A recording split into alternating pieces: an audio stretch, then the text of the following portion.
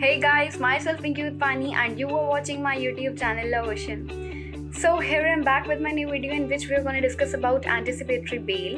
So before things get started, don't forget to subscribe my YouTube channel and hit the bell icon for never missing a video from Love Ocean.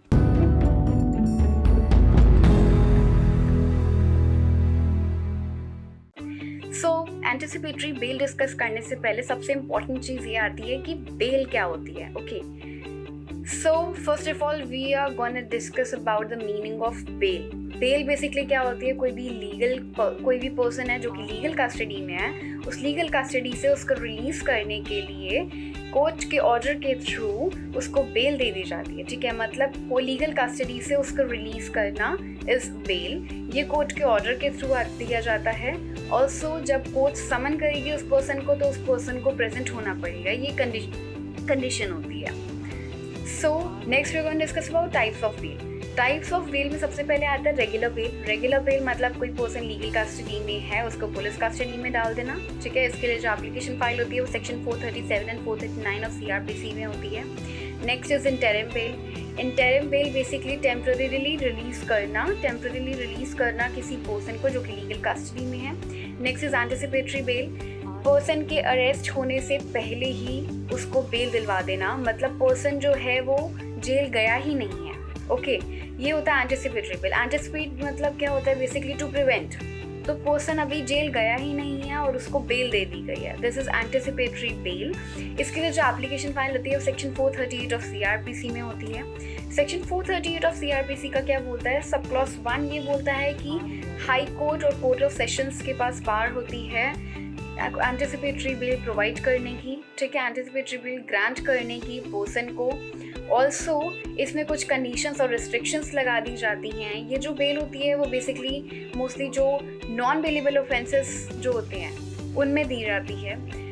438 का clause 2 क्या बोलता है? High court और session court जो होता है 438 में ये एंटिसिपेटरी बेल ग्रांट करने से पहले कुछ कंडीशंस जो होती हैं वो बता दी जाती हैं, वो मेंशन कर दी जाती है वारंट पे. इन कंडीशंस के बेसिस पे एंटिसिपेटरी बेल दी जाती हैं और वो जो कंडीशंस होती हैं वो केस टू केस वारी करती हैं. Next we are going to discuss about some cases जिसमें इसके बारे में कुछ डायरेक्शंस थे जो पहले क्या थे और अभी क्या है, किस तरीके से ये चीज़ें चेंज हुई हैं. First is Gurbaksh Singh Sibia versus state of Punjab. ये 1980 का केस है. इसमें बेसिकली बोला गया था कि सेक्शन 438 जिसमें एंटिसिपेटरी बेल देने की बात करी गई है वो हमारे राइट टू लाइफ में भी एक हमारा ये भी एक राइट है. राइट टू लाइफ जो आर्टिकल 21 है कॉन्स्टिट्यूशन का, उसमें ये भी हमारा एक इंक्लूड होता है. एंटिसिपेटरी बेल भी एक पर्सन का राइट होता है. नेक्स्ट इज एंटिसिपेटरी बेल जो होती है वो टाइम लिमिटेड नहीं होनी चाहिए. ओके, नेक्स्ट इज ये बोला गया है कि एंटिसिपेटरी बेल की जो कंडीशंस होती हैं वो केस टू केस वरी करती हैं. फिर Salahuddin Abdul Samad Shaikh versus state of Maharashtra 1995 का केस है. इसमें सुप्रीम कोर्ट ने अपने पहले वाले जजमेंट को ओवररूल करके ये बोला गया कि एंटिसिपेटरी का बेल का जो टाइम लिमिट होनी चाहिए. ठीक है, फिर उसके बाद SS Mehtre versus state of Maharashtra and others. ये 2010 का केस है, दैट इज 2010 का केस है. इसमें बेसिकली बोला गया था कि हम जो ड्यूरेशन होती है एंटिसिपेटरी बेल की उसको कर्टेल नहीं कर सकते हैं. उसके बाद सुशीला अग्रवाल का केस आया था 2020 में. ये रीसेंट केस है जिसमें कुछ जजमेंट्स दी गई थी सुप्रीम कोर्ट के जो एंटिसिपेटरी बेल के रिगार्डिंग.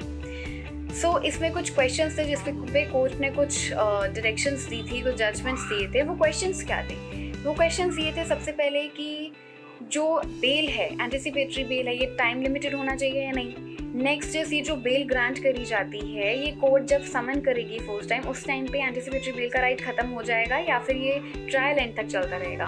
इसकी कंडीशंस वरी करेंगी या फिर सेम रहेंगी. उसके बाद Prithviraj Chauhan versus union of India का केस आया 2020 में जिसमें ये बोला गया SC/ST prevention of atrocities act 2018 के एक्ट में ये एंटिसिपेटरी बेल के प्रोविजन अप्लाई नहीं होगा.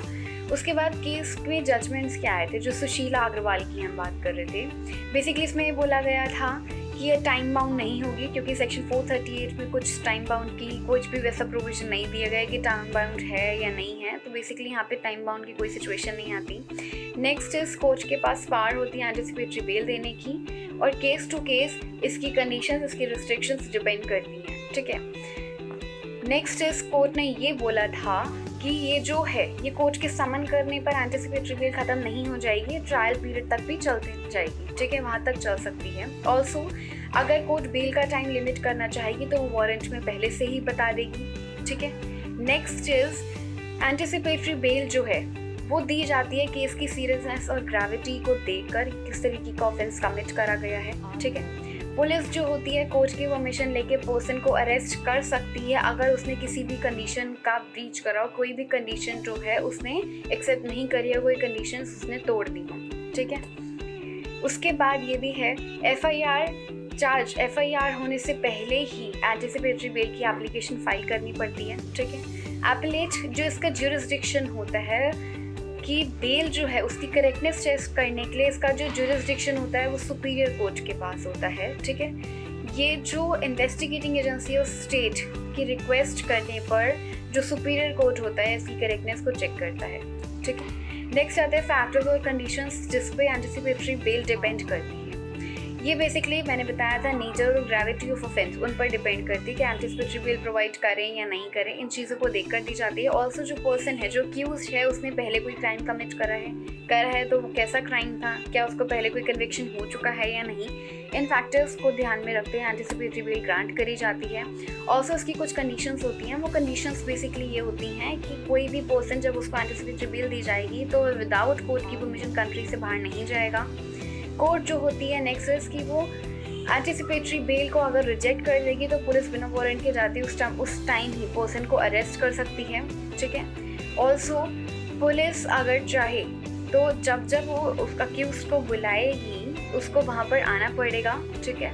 जब पुलिस उसको बुलाएगी उसको वहाँ पर आना पड़ेगा। अब वो किसी भी चीज़ के लिए बुलाए, कोई इन्फॉर्मेशन है, कुछ इंटेरोगेशन के लिए बुला रही है।